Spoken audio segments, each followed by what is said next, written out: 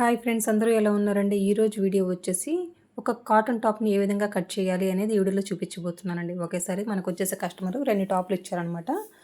కానీ అందులోంచి ఒక టాప్‌ని నేను ఏ విధంగా కట్ చేస్తాను అనేది ఈ వీడియోలో చూపించబోతున్నాను. చూడండి, ఇది వచ్చేసి ఫ్రంట్‌కి, బ్యాక్‌కి ఈ విధంగా ఎంత క్లాత్ సరిపడుతుందో అంత క్లాత్‌ని వచ్చేసి నేను ముందే కట్ చేసి పెట్టేసుకున్నాను. ఇది ఈ విధంగా ఎందుకు చేశానంటే నేను వచ్చేసి డిజైన్ ప్రాబ్లమ్ అనమాట. ఓకేనా? డిజైన్ వచ్చేసి మనకి నార్మల్‌గా ఫోల్డ్ చేసామనుకోండి, బ్యాక్ వచ్చేసి రివర్స్‌గా, ఫ్రంట్‌కి వచ్చేసి నార్మల్‌గా వచ్చే ఛాన్స్ ఉంటదండి. అందుకోసం వచ్చేసి ఈ విధంగా కట్ చేసి పెట్టుకున్నాను. మనకు ఆది టాప్ ఇచ్చారనమాట. ఈ టాప్‌లోంచి ఏ విధమైన కొలతలు తీసి నేను వచ్చేసి ఈ టాప్‌ని కట్ చేస్తానని చూపిస్తానండి. ఇక్కడ చూడండి, అప్పర్ చెస్ట్ కొలత తీస్తున్నాను.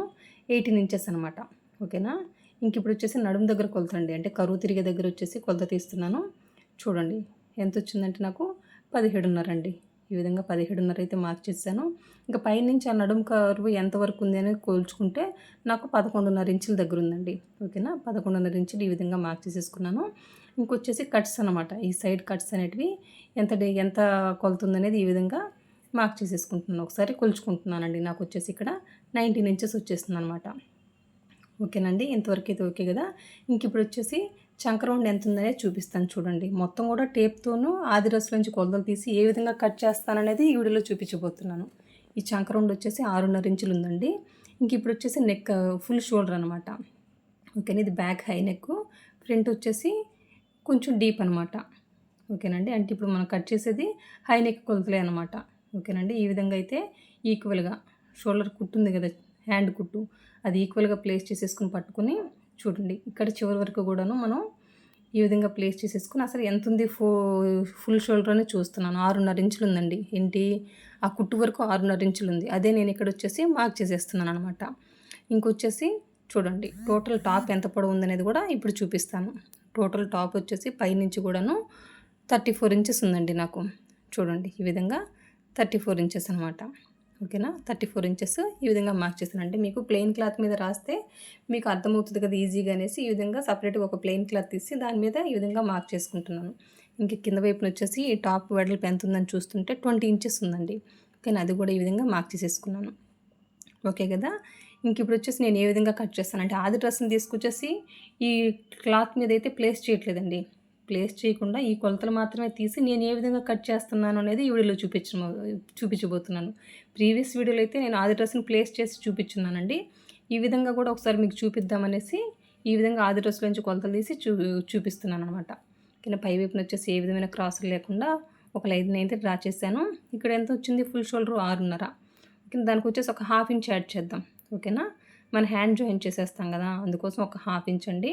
ఇప్పుడు టోటల్ ఎంత, 7 ఇంచెస్ అనమాట.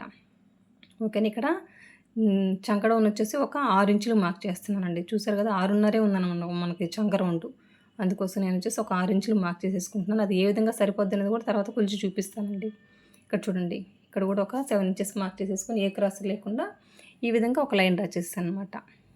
ఓకేనండి. చిన్న సైజు కాబట్టి ఈ విధంగా కార్నర్ నుంచి ఒక 1 ఇంచ్ మార్క్ చేసేసుకొని ఈ రౌండ్ స్కేల్ ఉంది కదా, ఈ రౌండ్ స్కేల్ని ఈ విధంగా ప్లేస్ చేసేసుకొని ఈ విధంగా రౌండ్ షేప్ ఇచ్చేయడమేనండి. ఓకేనండి. మీకు అర్థం అవ్వడం కోసమే చాలా నిదానంగా చెప్తున్నాను అనమాట.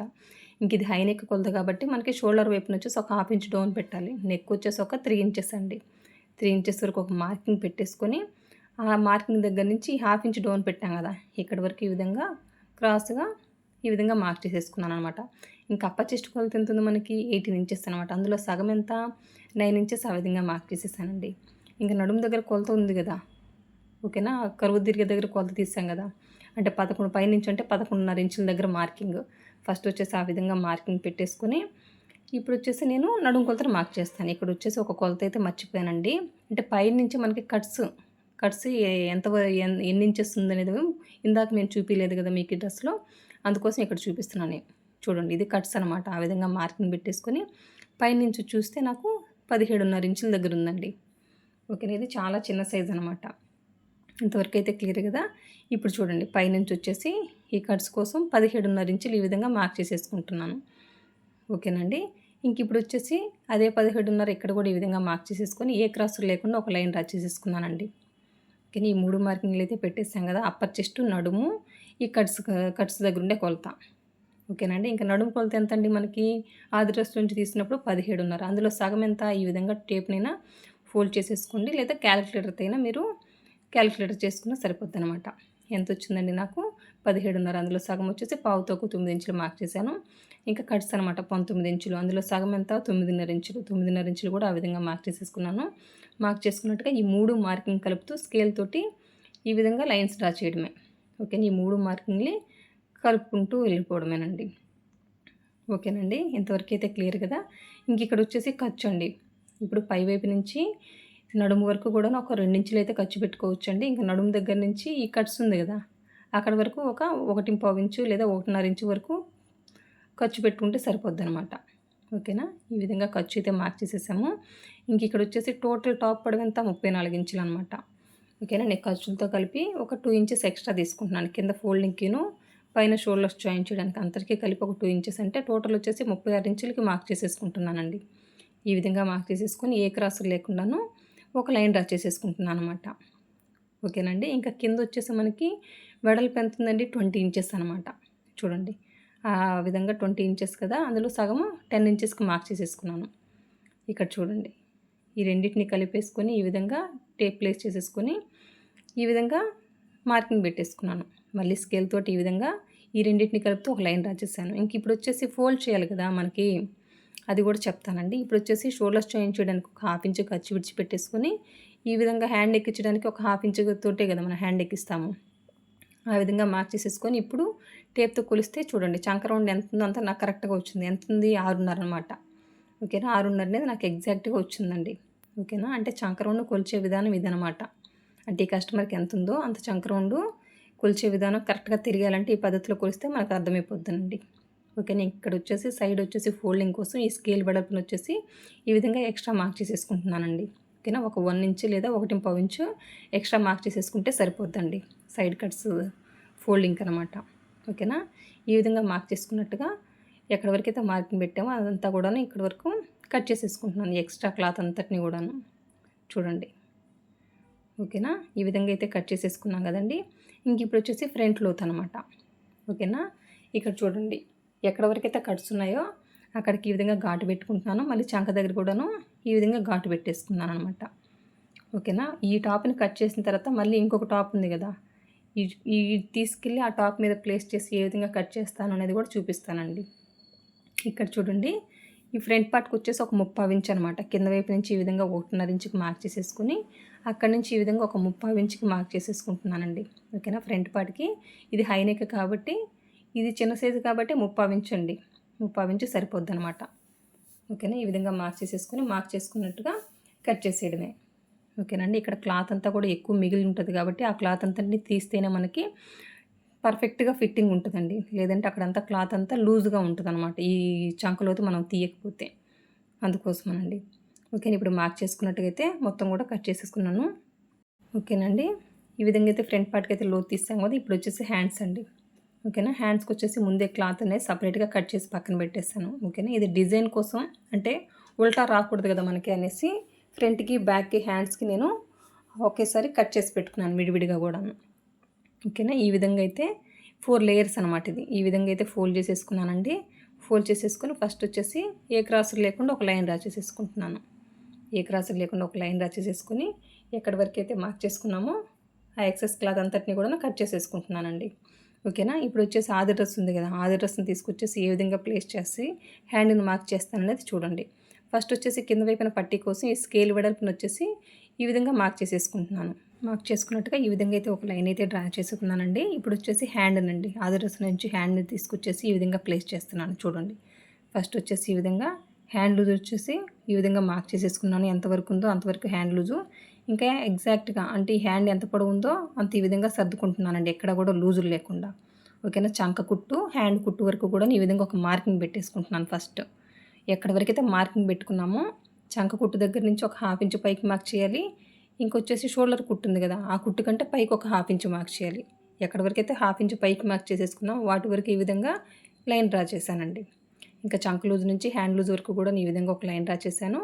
ప్లస్ ఎక్స్ట్రా ఖర్చు అనమాట, ఖర్చు కూడా ఈ విధంగా మార్క్ చేసేసుకున్నాను. ఓకేనండి, హ్యాండ్ డౌన్ వచ్చేసి ఈ సైజుకి వచ్చేసి ఒక 3 ఇంచులు ఉంటే సరిపోద్ది, ఎగ్జాక్ట్గా ఉందండి. ఇంకా స్టార్టింగ్ నుంచి 1.5 ఇంచుకి మార్క్ చేసేసుకుని ఆ 1.5 ఇంచు నుంచి ఇంకా చంక లూజ్ వరకు ఈ విధంగా మార్కింగ్ పెట్టేసుకున్నాను. ఇంకా హ్యాండ్ వచ్చేసి ఈ విధంగా పావించి డౌన్ పెట్టేసుకొని ఈ విధంగా కర్వ్ షేప్ ఇచ్చేసానండి. ఇంకా మీకు నేను ఏ విధంగా మార్క్ చేశాను హ్యాండ్ షేప్ అనేది మీకు అర్థం కాకపోతే మన ఛానల్లో ఆల్రెడీ ఒక వీడియో చేస్తున్నానండి. హ్యాండ్ని ఏ విధంగా కట్ చేయాలి అనేది పర్ఫెక్ట్గా. కావాల్సిన వాళ్ళు ఒకసారి చెక్ చేయండి. ఇక్కడైతే హ్యాండ్ని అయితే మార్క్ చేసుకున్నట్టుగా కట్ చేసుకున్నానండి. ఇంకా హ్యాండ్కి వచ్చేసి ఫ్రంట్లో తీద్దామండి. చూడండి హ్యాండ్లో తీద్దాము. ఇక్కడ చంక మార్కింగ్ ఉంది కదా, ఆ విధంగా అయితే మార్కింగ్ పెట్టేసుకుంటున్నాను ఇంకో వైపున కూడాను. ఇక్కడ చూడండి ఘాటు పెట్టుకున్నాం కదా మిడిల్కి, అక్కడి నుంచి ఒక 1 ఇంచ్ మార్క్ చేసేసుకొని అక్కడి నుంచి ఈ చంక లూజ్ ఉంది కదా అక్కడి వరకు మార్కింగ్ పెట్టేసుకున్నాను. అంటే సగానికి ఎంత వచ్చిందంటే పావు తక్కువ 3 ఇంచులండి. పావు తక్కువ 3 ఇంచులకి ఒక మార్కింగ్ పెట్టేసుకొని, ఇది చిన్న సైజు కాబట్టి ఒక 1/2 ఇంచ్ లోతు తీస్తున్నాను. ఓకేనా, ఈ విధంగా 1/2 ఇంచ్ లోతు తీసేసుకుని ఎంతవరకు అయితే మార్క్ చేసేసుకున్నాము ఈ 1/2 ఇంచ్ అదంతా కూడా కట్ చేసేసానండి. ఇది ఫ్రంట్ అండ్ గుర్తు కోసం ఈ విధంగా ఘాటు పెట్టేసుకుంటున్నాను. ఓకేనండి, ఫ్రంట్ బ్యాక్ హ్యాండ్స్ అయితే కటింగ్ కంప్లీట్ అయిపోయింది కదా. ఇంకొక టాప్ ఉంది కదా, ఈ టాప్ని వచ్చేసి ఆల్రెడీ కట్ చేసిన టాప్ని తీసుకొచ్చి ఏ విధంగా ప్లేస్ చేసి కట్ చేస్తాననేది చూడండి. ఓకేనా, క్లాత్ డిజైన్ వచ్చేసి మనకి ఉల్టా రాకూడదు అనమాట, అది ఒకటే గుర్తుపెట్టుకోవాలండి. చూడండి నేను మీకు అర్థమవడం కోసమే నేను నిదానంగా చూపిస్తాను. ఈ టాప్ను కూడాను మామూలుగా అయితే మనము ఈ విధంగా 4 ఫోల్డింగ్ కూడా చేసేసుకోవచ్చు. ఏంటి మనకి డిజైన్ ప్రాబ్లం ఉండదు అన్నప్పుడు. కానీ డిజైన్ ప్రాబ్లం అవుతుంది అన్నప్పుడు చూడండి ఇప్పుడు చూపిస్తాను. ఇప్పుడు వచ్చేసి ఒక 2 లేయర్స్ కదా, మళ్ళీ కూడా ఈ క్లాత్ని తీసుకొచ్చేసి ఈ విధంగా ప్లేస్ చేసేసుకొని కట్ చేసేస్తాము. కానీ అట్లా కట్ చేస్తే ఈ డిజైన్ వచ్చేసి బ్యాక్ వైపున వచ్చేసి రివర్స్లో వస్తుంది. అందుకోసం కింద వైపు నుంచి పై వరకు కూడాను మనం కట్ చేసుకున్న టాప్ని ప్లేస్ చేసేసుకుంటూ ఫ్రంట్ బ్యాక్ హ్యాండ్స్ కట్ చేసేసుకుంటూ వెళ్ళిపోవచ్చండి. ఓకేనా, చూడండి ఫస్ట్ వచ్చేసి ఒక పార్ట్ని తీసుకొచ్చేసి ఫ్రంట్ పార్ట్ని తీసుకొచ్చేసి ఈ విధంగా ప్లేస్ చేసేసుకొని కట్ చేసేస్తాను అనమాట. ఓకేనా, ఇది కట్ చేసిన తర్వాత బ్యాక్ పార్ట్ని ఏ విధంగా కట్ చేస్తాను అనేది చూపిస్తానండి. చూడండి ఈ విధంగా అయితే ఫ్రంట్ పార్ట్ని ప్లేస్ చేసి ఎగ్జాక్ట్గా ఎంత ఉందో అంతవరకు మార్క్ చేసేసుకొని కట్ చేశాను అనమాట. ఓకేనండి, ఇంక ఇప్పుడు చూడండి ఈ విధంగా సర్దుకొని ఇంకా బ్యాక్ పార్ట్ని ఎగ్జాక్ట్గా ఓకేనా, ఈ క్లాత్ని ఇంకా మళ్ళీ రివర్స్లో చేయకూడదు అనమాట. రివర్స్లో పెడితే మనకి డిజైన్ మారిపోతుంది. డిజైన్ మారిపోకూడదు కాబట్టి ఇంకా కింద వైపు నుంచి ఈ క్లాత్ని ప్లేస్ చేసేసుకుంటూ వస్తున్నాను అనమాట.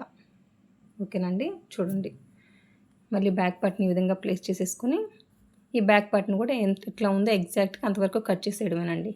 ఓకేనండి, ఇంకా సేమ్ మళ్ళీ ఈ క్లాత్ని మళ్ళీ ఇటువైపుకి జరిపేసుకొని ఇంకా హ్యాండ్ని ఇక్కడ. ఓకేనండి, నేను ఆల్రెడీ గ్రీన్ టాప్ని కట్ చేసేటప్పుడు ఇదంతా విడివిడిగా ఎంత అవసరమో నాకు అంత కట్ చేసేసుకున్నాను అనమాట. కానీ మీకు అర్థమవడం కోసం నేను ఈ విధంగా చూపిస్తున్నానండి. మళ్ళీ మనకి ప్లెయిన్ వాటికైతే ప్రాబ్లం లేదు కానివ్వండి, డిజైన్ వచ్చినప్పుడు ఏ విధంగా అంటే ఫ్రంట్కి బ్యాక్కి హ్యాండ్స్కి కూడాను డిజైన్ అంటే ఈక్వల్గా రావాలి కదా, అట్లా వచ్చినప్పుడు ఏ విధంగా కట్ చేయాలి అనేది ఈ వీడియోలో చూపిస్తున్నాను అనమాట. హ్యాండ్ వచ్చేసి ఈ విధంగా ప్లేస్ చేసేసుకొని ఇంకా యాజ్ ఇట్ ఈస్గా కట్ చేసేయడమేనండి. అంతేనండి. నా వీడియో కనుక నచ్చినట్లయితే లైక్ చేయండి, షేర్ చేయండి, సబ్స్క్రైబ్ చేయండి. థ్యాంక్ యూ అండి. Thank you for watching. మీకు ఏమైనా డౌట్స్ ఉంటే కామెంట్ రూపంలో తెలియజేయండి. ఇంక ఈ టాప్ కటింగ్ వీడియో చూసారు కదా, స్టిచ్చింగ్ కూడా తొందరలోనే అప్లోడ్ చేస్తాను.